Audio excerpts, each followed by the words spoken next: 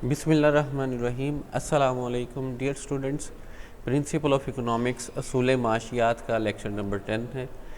हम chapter number 3 का पिछले लेक्चर में क्वेश्चन नंबर 1 डिस्कस किया था और इसमें हम क्वेश्चन नंबर 2 डिस्कस करेंगे।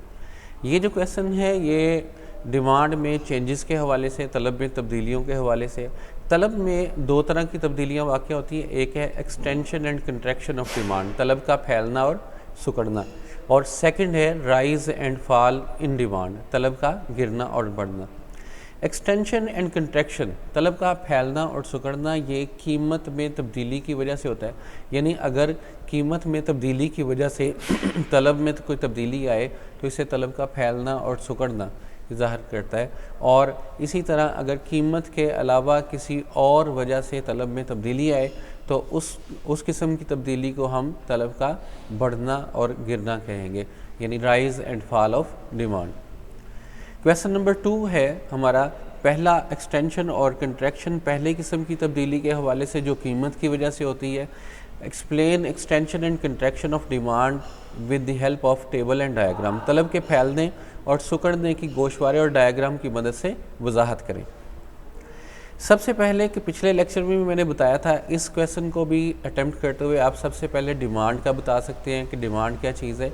और डिमांड से मुराद, तलब से मुराद अगर आम ज़ुबान में लिया जाए तो उससे मुराद होता है ख्वाहिश, लेकिन जब इकोनॉमिक्स में बात की जाए तो तलब से मुराद दो चीज़ों का मजमूआ है, एक डिज़ायर टू परचेज़ और दूसरा परचेजिंग पावर, यानी ख़रीदने की ख्वाहिश और ख़रीदने की क़ुव्वत। अगर एक इंसान के पास ख़रीदने की क़ुव्वत है और ख़रीदने की ख्वाहिश भी है, मिसाल के तौर पर अगर एक शख्स लैपटॉप ख़रीदना चाहता है और उसके पास लैपटॉप ख़रीदने की कीमत भी है और उसकी ख़रीदने की ख्वाहिश भी है, तो ये उसकी डिमांड बनेगी, तलब कहलाएगी। अदरवाइज़ इन दोनों में से कोई एक चीज़ भी मिस हो तो ये तलब नहीं कहलाएगी। डिमांड की डेफिनेशन देखते। Demand means the quantity of a commodity which the people are ready to purchase at different prices. तलब से मुराद किसी शय की वो मिकदार है जो सार्फिन मुख्तलिफ़ कीमतों पर ख़रीदने के लिए तैयार हों। डियर स्टूडेंट्स, सबसे पहली जो चीज़ याद रखने वाली है वो यही है कि डिमांड से मुराद क्वांटिटी है। कौन सी क्वांटिटी? जो हम सार्फिन ख़रीदते हैं मुख्तलिफ़ कीमतों के ऊपर, यानी तलब एक मिकदार है, क्वांटिटी का नाम है, और इसको क्वांटिटी डिमांडेड या मिकदार तलब भी कहा जाता है। एक्सटेंशन ऑफ डिमांड, अगर आप बगौर जायज़ा लें डिमांड की डेफिनेशन का, तो डिमांड की डेफिनेशन में दो पहलू थे। एक था कि कीमत के गिरने से तलब बढ़ती है, यानी डिक्रीज़ होने से, प्राइस डिक्रीज़ होने से डिमांड उस चीज़ की बढ़ जाती है। डिमांड के बढ़ने को एक्सटेंशन ऑफ डिमांड कहते हैं, तलब का फैलना कहते हैं। और ये अगर तब्दीली जो है वो प्राइस की वजह से हो तो हम इसको तलब का फैलना कहेंगे।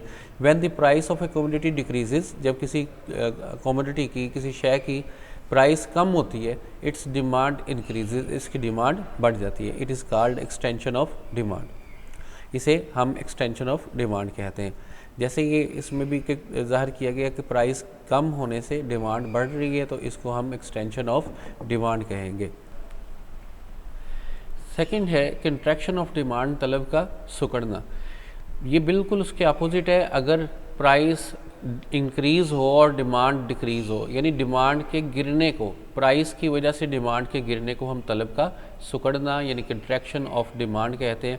जब किसी शय की कीमत में इजाफा होता है तो उसकी तलब में कमी वाक़ हो जाती है, इसे हम तलब का सुकड़ना कहते हैं। कीमत में इजाफा, price rise, increase in price और decrease in demand, it is called contraction of demand. अब हम इसी को टेबल की मदद से देखते हैं कि टेबल में एक तरफ आप कीमत रखेंगे और एक तरफ तलब यानी प्राइस और डिमांड। ये बिल्कुल पिछले लेक्चर वाला टेबल है। हम यहाँ पे फ़र्ज़ कर रहे हैं कि किसी कमोडिटी की, किसी शय की 8 रुपये कीमत है और उस 8 रुपये पे वो उस शय को, उसके शय के 4 यूनिट ख़रीदता है। ये हम अपने पास से लिखेंगे और कुछ भी प्राइस रख सकते हैं और कुछ भी डिमांड रख सकते हैं, लेकिन एक चीज़ का ख्याल रखते हैं कि अगर हम कीमत को गिरता हुआ शो कर रहे हैं तो तलब को बढ़ता हुआ शो करेंगे। यानी 8 से कीमत जब गिरेगी तो तलब 4 से बढ़कर 6 हो जाएगी। जब प्राइस डाउन होगी तो डिमांड इंक्रीज़ होगी। इसी तरह अगर प्राइस मज़ीद कम करते हैं तो डिमांड मज़ीद इजाफा हो जाएगा डिमांड में। अब इसके अंदर अगर आप इस टेबल को देखें तो मैंने प्राइस को डिक्रीज़ किया है, डिमांड को इंक्रीज़ किया है, यानी 8, 6, 4 और 2 का डिफरेंस रखा है। अब मज़ीद अगर इस टेबल को हम स्टडी करें फ्राम अप टू डाउनवर्ड, यानी ऊपर से नीचे की तरफ अगर इस टेबल को स्टडी करें तो कीमत कम हो रही है जबकि डिमांड बढ़ रही है, और डिमांड के बढ़ने को एक्सटेंशन ऑफ डिमांड कहते हैं। जैसे 4, 6, 8 डिमांड इंक्रीज़ हो रही है। इसी तरह अगर इसी टेबल को हम बिलो टू अपवर्ड देखें, नीचे से ऊपर की तरफ देखें, तो ये शो करेगा कंट्रैक्शन ऑफ डिमांड को। नीचे से ऊपर की तरफ देखें तो प्राइस बढ़ रही है जबकि डिमांड डिक्रीज़ हो रही है, डिमांड में कमी वाक़या हो रही है। तो डिमांड में कमी वाक़या अगर कीमत की वजह से हो तो इसे तलब का सुकड़ना कहते हैं। जो मैंने इसको यानी आपको टेबल के बारे में जो समझाते हुए जो बोला है वही इसकी एक्सप्लेनेशन में आएगा। अब हम इस टेबल की मदद से डायग्राम बनाएंगे, और डायग्राम के लिए एक तरफ आप रखेंगे एक्स एक्सिस और दूसरी तरफ Y axis. X axis draw करें और वाई एक्सिस ड्रा करें। अब एक्स एक्सिस के ऊपर आप रखेंगे डिमांड, तलब। डिमांड को एक्स एक्सिस पे मेजर करें और प्राइस को वाई एक्सिस पे। अब इनके दरमियान जो डिफरेंस है वो 2 का है, इस वजह से हम यहाँ ओरिजिन 0, ओरिजिन उस नुक्ता को कहते हैं जहाँ पे वाई एक्सिस और एक्स एक्सिस शुरू हो रहे हैं, दोनों मिल रहे हैं। अब 0 से आगे 2 हम डिमांड को देखेंगे।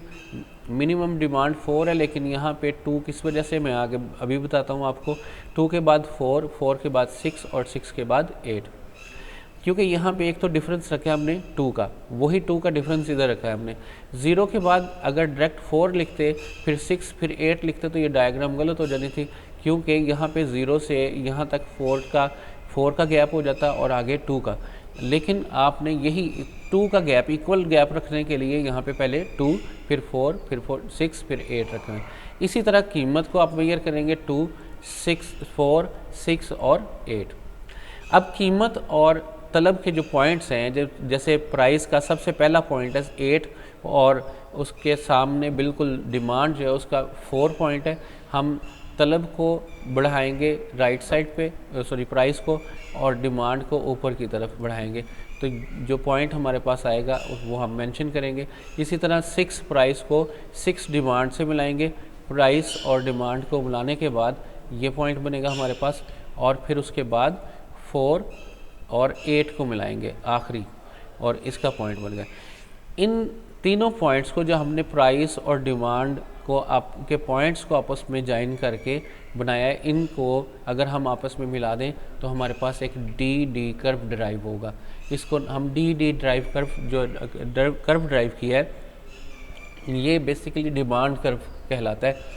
और अगर हम इसकी वजाहत की बात करें तो वजाहत में भी यही चीज़ आएगी कि अगर हम लेफ़्ट टू राइट डाउनवर्ड, बाएं से दाएं नीचे, यानी उल्टे हाथ से सीधे हाथ नीचे की तरफ जाएं, तो ये एक्सटेंशन ऑफ डिमांड को तलब के फैलने को ज़ाहिर करता है।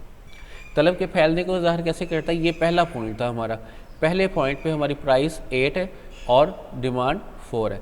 अब जब हम सेकंड पॉइंट की तरफ मूव करेंगे तो हमारी प्राइस कम होने की वजह से डिमांड बढ़ गई है। पहले 4 डिमांड थी, अब 6।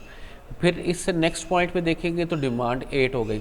यानी जैसे जैसे प्राइस कम हो रही है डिमांड में इजाफा हो रहा है, तो डिमांड में इजाफे को हम एक्सटेंशन ऑफ डिमांड का नाम दे रहे हैं। इसी तरह अगर इसी कर्व को हम राइट टू लेफ़्ट अपवर्ड देखें, दाएं से बाएं ऊपर की तरफ, यानी सीधे हाथ से ऊपर उल्टे हाथ ऊपर की तरफ देखें, तो ये हमें कंट्रैक्शन को शो करता है, कंट्रैक्शन ऑफ डिमांड को, यानी तलब के सुकड़ने को ज़ाहिर करता है।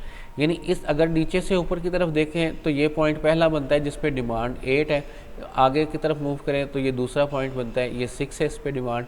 इसी तरह ऊपर की तरफ मूव करें तो ये 4 है। यानी जैसे जैसे ऊपर की तरफ हम मूव करते जाएंगे ये हमारी डिमांड कम हो रही है, इसे हम कंट्रैक्शन ऑफ डिमांड का नाम देते हैं। जो चीज़ मैंने बोल दी वही सारी इसकी एक्सप्लेनेशन है। एक्सप्लेनेशन एक दफ़ा दोबारा बोल देते हैं। हमने एक्स एक्सिस के ऊपर डिमांड को मेजर किया है और वाई एक्सिस के ऊपर प्राइस को मेजर किया है, और फिर हमने प्राइस और डिमांड के पॉइंट्स को मिला के डी डिमांड कर हमने किया है, ड्राइव किया है।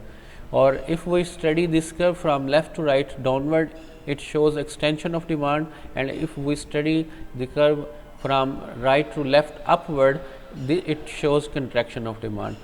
यानी अगर आप इसी के along मूवमेंट को देखें, एक्सटेंशन क्या है, तलब अगर बढ़े, और कंट्रैक्शन क्या है अगर तलब कम हो। अगर हम डिमांड कर्व को लेफ़्ट टू राइट डाउनवर्ड देखें तो एक्सटेंशन, अगर अपवर्ड देखें तो ये कंट्रैक्शन ऑफ डिमांड कहलाता है। आज का क्वेश्चन इतना ही था, और नेक्स्ट क्वेश्चन में हम लोग डिस्कस करेंगे आप लोगों से इसका second part changes of demand का, that is rise and fall in demand. Thank you so much, मिलते हैं इंशाल्लाह नेक्स्ट वीडियो में।